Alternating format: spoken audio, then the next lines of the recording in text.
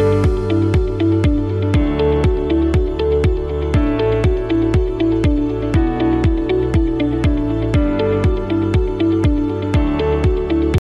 নাম ফরিদা ইয়াসমিন বিথি। আমার কোম্পানির নাম ডিয়ার লেদার। আমি এটার ওনার। আমার কোম্পানিতে আমি চামড়াজাত পণ্য, সমস্ত চামড়াজাত পণ্যই তৈরি করি, যেমন bag, money bag, belt, office bag, ladies bag এবং আরও অন্যান্য প্রোডাক্ট তৈরি করি। এগুলো সাধারণত গরু চামড়া দিয়েই বেশি হয়। এরপরে কিছু বেল্ট আছে মহিষের চামড়া দিয়ে করি, তারপর কিছু ব্যাগ আছে ছাগলের চামড়া দিয়েও করে থাকি। আমরা সব ধরনের চামড়া দিয়েই আমরা কাজ করে থাকি। এগুলো আমি এখানে কর্পোরেট অফিসগুলোতে আমি অর্ডারের কাজ করে থাকি এবং কিছু কিছু প্রোডাক্ট আছে দেশের বাইরে যায়, যেমন মানি ব্যাগটা আমার ইটালিতে যাচ্ছে, মালয়েশিয়াতে বেশ কয়েকবার আমি বেল্ট পাঠিয়েছি, দুবাইতে ডাফল ব্যাগ পাঠিয়েছি, এরকম এগুলো আমি পাঠাই। আর কাস্টমার উদ্দেশ্যে বলতে চাই যে হ্যাঁ, আমাদের এখানে কোয়ালিটিপূর্ণ, অবশ্যই কোয়ালিটিফুল প্রোডাক্ট তৈরি করা হয় চামড়া এবং সমস্তই 100% চামড়া দিয়ে তৈরি করি আমরা। আপনারা আসেন, এখানে ভিজিট করেন, দেখেন, দেখে শুনে আপনার প্রোডাক্ট।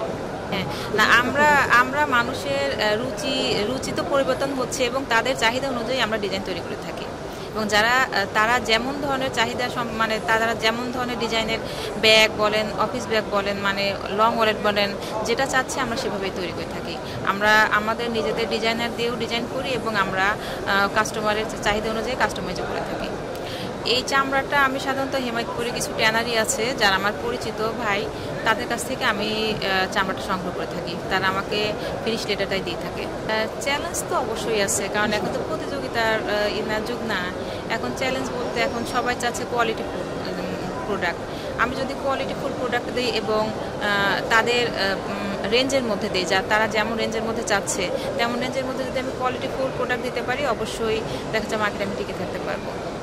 চামড়া শিল্প হতাশা বলতে কি, এটা আসলে কি বলবো, এটা আমরা তো খবরে দেখে থাকি যে এটা একটা সিন্ডিকেটের মাধ্যমেই হচ্ছে। এটা সবার উচিত, মানে যারা উপর লেভেলে আছে, যারা আছে শীর্ষস্থানীয়, যাদের সবাইকে বলবো যে আপনারা সবাই এক হন, যেন আমাদের দেশীয় চামড়াটা যেন আমরা ধরে রাখতে পারি, আমাদের দেশের ঐতিহ্য যেন আমরা ধরে রাখতে পারি। এইটাই, যেন এটা যেন ধ্বংসের মুখে চলে না যায়। এই ধ্বংসের মুখে যেন না যায়, যেভাবে প্রতিরোধ করা যায়, যেভাবে টিকে থাকা যায়, সেই ব্যবস্থাটা যেন করে তারা।